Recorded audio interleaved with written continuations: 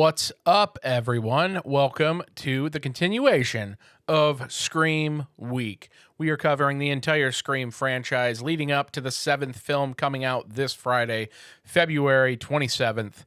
And here we are. The 3rd film comes out February 2000, about 2 years-ish after the release of the 2nd film, and it is now a trilogy. We have entered into full-on franchise mode. I think it takes 3 to be a franchise, right?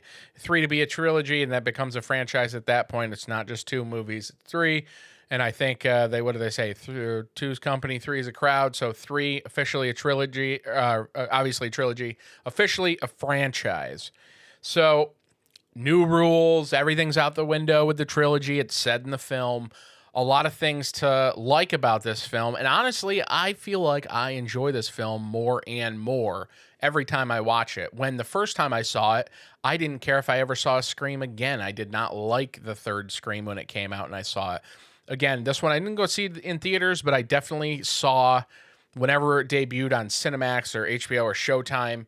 And I think it was Showtime was doing the screens at that point. But regardless, came out, I saw it, or it might have even been pay-per-view, because I think I saw it like summertime, and I think I rented, that was back when pay-per-view you have to go on your TV with your digital cable box, and then you'd have to click that you wanted to rent it, and that's how you viewed. That was video on demand before it overtook the world. That was the primitive stages of VOD and rentals on demand, as it were. But when it came out, I wasn't thrilled on it. I didn't think it was that good. I think it left a lot that I didn't like as a child that was watching it. It came out in 2000. I probably saw it in late 2000 then, mid to late 2000.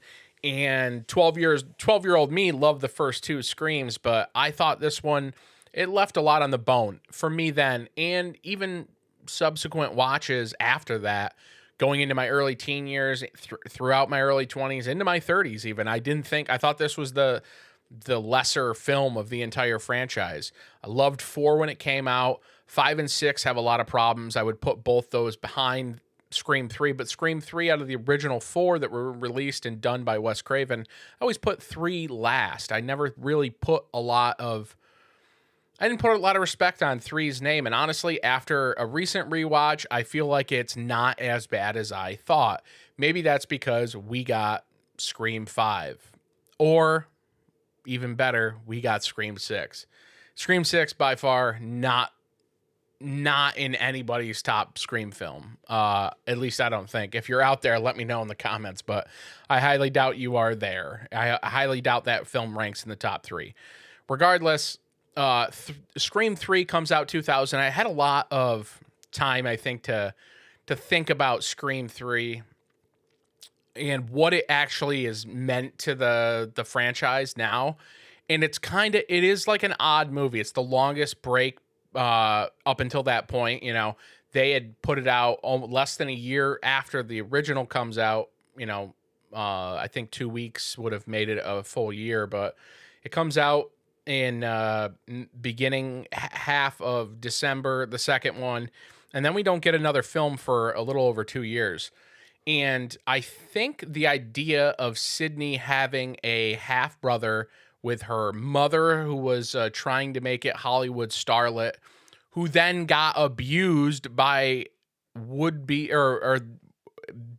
have become big players in Hollywood. Lance Hendrickson is great in this as kind of a sleazeball director, and worked with Maureen Prescott, or Rhea Reynolds as her stage name was. We find out that Sydney's mother was an actress, and she had a rough go at being taken advantage of, obviously in more ways than one. And we see that Lance knew about this, took on the stab movies as they were offered to him, as he says. This is an interesting turn for what characters are developed, and you see Maureen Prescott get fleshed out more. There's more of a backstory than just she cheated with Billy Loomis's mother. We get a lot of explanation in this film. And we get explanation to why Maureen was the way she was, how Billy and Stu namely Billy, because I don't think Stu knew it, because in the original Scream, when Billy says what his real motive was, that Sidney's mother was sleeping with his father, and that's why his mother moved out and abandoned her, or abandoned him. Stu didn't know that. You could tell by the look on Stu's face, but we never found out. How did Billy find out? Did he know? Did he investigate himself and determine this? Did he get told by his father? We never got that information. This film, we get it all. We find out that Sidney has a half brother with Maureen, Rena Reynolds, was that her name? And we find out that that's how, what was her name? Rena Reynolds. We find out, she's this struggling actress, been taken advantage of by studio people, directors, producers, going to parties. And little did we know that she birthed a son that she wanted nothing to do with, and left him in the past with her Hollywood career, and that life that kind of shaped the woman she would become. And this person becomes Roman. Roman is the half brother, we find out in Scream, that is tracking Sidney down. And he is the one that told Billy that Sidney's mother had been sleeping with her or his father. And he is to cause for all this, is getting Billy revved up and inciting Billy with all this information, and creating the monster, or help push the monster that was in Billy out to then attack and go after Sidney. And we find out that she has this half brother, Roman, who has done all this. And it's an interesting fold, because I hated for the longest time, even up until like the last, I think 4 years ago was the last time I watched this film. And I hated it then. I hated the mythology of the original film being messed with or added to at the time when it came out, and all the way up until probably about 4 or 5 years ago. I didn't like those layers being added. Granted, it's great story building, character development. It changes how you think about Sidney's mother. It changes how you think about Sidney. It changes how you think about Billy. There's even, dare I say, some semblance of sympathy for the Billy Loomis character. One, he was gaslit into committing these murders. Granted, you're responsible for your own actions, and obviously he had a screw loose to be able to want to commit these, and definitely gained a flavor or a taste for the flavor of murder, unfortunately. But if not pushed by Roman, does Billy even commit these crimes? If not pushed by Roman, does Billy do any of that? And that's an interesting thing to think about. And the more I think about it, and the more time I've had to ruminate on Scream 3 and what the character of Roman actually brought and did in the film, it's more and more interesting to me, because I thought it was a little goofy with Maureen Prescott's ghost haunting Sidney in her imagination or in her dreams. And I thought that was a little goofy. I thought it was missing the mark on what I wanted from a Scream film. Now, in hindsight, years later, 26 years later, as it were, and plenty of time to think about this, and rewatching it yet again, it really opens my eyes to what they were trying to do at the time. And I think it's a film that, as time goes on, it may not be as good as the first two, but it's definitely not as bad. I think even in the last video, I called it a little bit of a blunder. And I think at the time it was seen by fans as a lesser film. Hindsight now, I think the film actually stands up really well. You open big time with Cotton Weary, the person who was accused of, he had a relationship with Maureen Prescott, and he was accused of murdering her, went to jail because of it. And Gail Weathers' book, obviously disputing that. That was the big story line for Cotton Weary in the first film. And we only saw him in a picture in a courtroom in his green jumpsuit, his DOC jumpsuit. That was all we saw him in the first one. In the second one, they flesh out Cotton Cotton's doing interviews. He's the rightfully exonerated man who's beat the murder rap and was wrongfully accused. And he's trying to get a Diane Sawyer interview, and he's trying to get Sidney to sit down with him. He's trying to cash in on his 15 minutes of fame after escaping an unjust imprisonment. Rightfully so. Do you, Cotton? I think that was deserved. Do what you got to do. Get your interview with Diane Sawyer. But it to open the third film with Cotton dying, I think that's a great touch. And then obviously the voice quarters, mimicking other people's voices, making you think, them making Cotton's girlfriend think that Cotton was the killer. Sidney making, calls to Dewey, and it's not really Sidney. This is before AI. So I don't know what kind of voice quarter AI stuff that was actually the technology that was doable then, but yeah, it was an element that they used. Hilarious cameos in this. The Jay and Silent Bob cameo is hilarious, super timely. Chasing Amy had just came out. Dogma had just came out. I think they were filming Jay and Silent Bob Strike Back, so a lot of fun. Or I don't know if they were filming at that time. It came out in August of 2001, so maybe they were filming it that ahead of time, but I don't think they were. But Kevin Smith was super relevant in the zeitgeist of 2000. He still is. Props to Kevo. But yeah, there is David Puddy from Seinfeld is like the what is he, the protection agent or whatever. Hilarious. Patrick Dempsey, McDreamy, as it were, if you're a Grey's Anatomy fan, but also if you're a Loverboy fan or Can't Buy Me Love fan. Great 80s flicks with Patrick Dempsey in it. Also, Patrick Dempsey was in a great movie called With Honors with Joe Pesci. And that movie's great. And yeah, Patrick Dempsey has a role as a detective in this, and I think he's great. I think he adds a nice, interesting element to it. Obviously, there's several times throughout the film that you think that he could possibly be in on the murders and could be the one inviting all this back into Sidney's life, but obviously ends up not being the case. They never bring his character back throughout 4, 5, 6. It would be awesome if they actually brought his character back, and it looks like they're doing a Scream 7. It looks like they will begin filming next year on a Scream 8. They will be filming his Scream 8. So it says.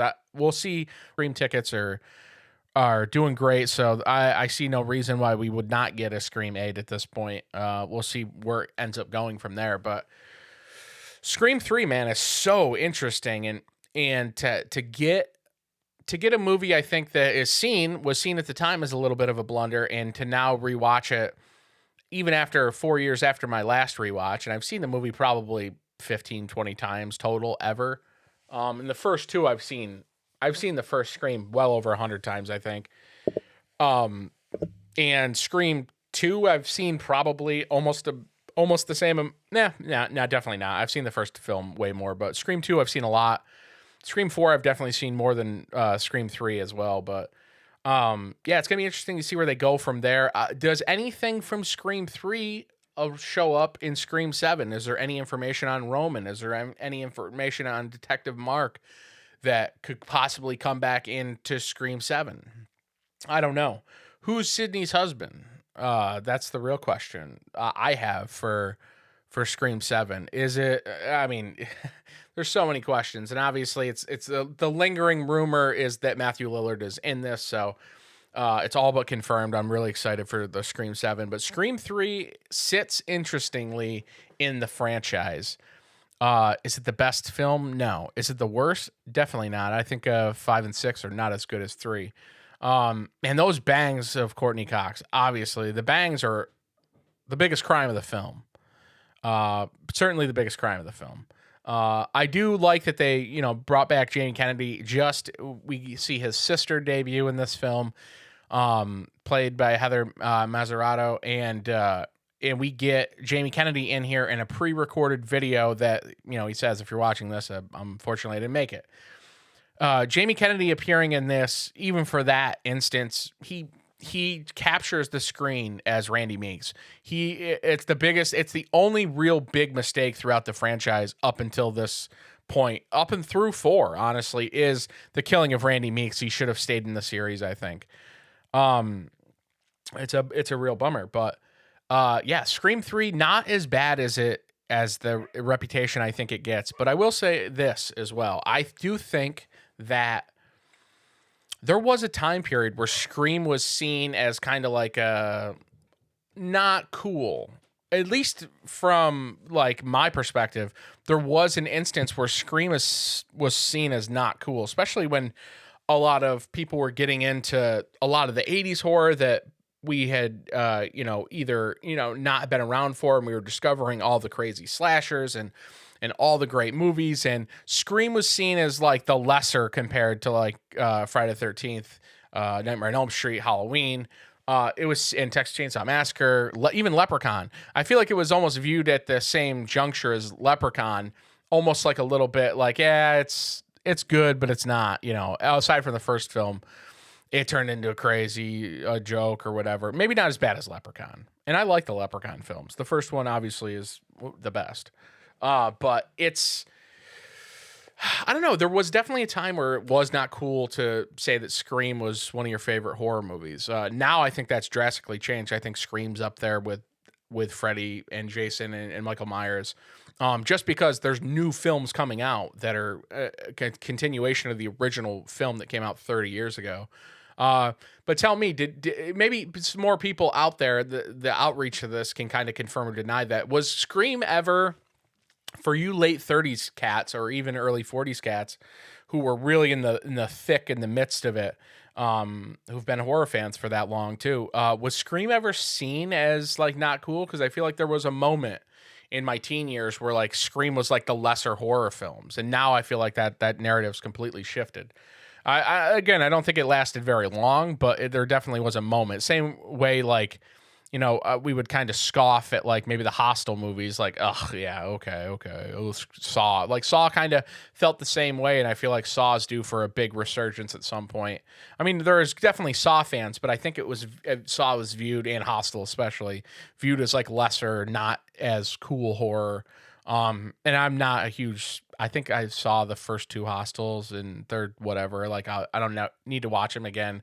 And I love the first Saw film. And honestly, I lost track after like the fourth Saw. I have no desire. I do want to check those out at some point and really dive in and see them all. But they lost me. I was so like, and there was an uncool factor with Saw that I think there was an uncool factor with Scream.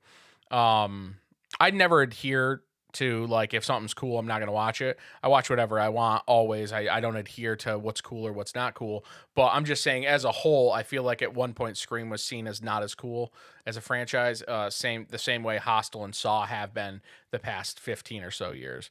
Let me know if you feel that way, or if you felt like that there was that lingering uncoolness factor that was attached to Scream for a brief period of time, maybe like a 5 or 6 year span. Before like the Saw movies came out, or when the Saw movies came out, or like mid 2000s or something like that, in between 3 and 4.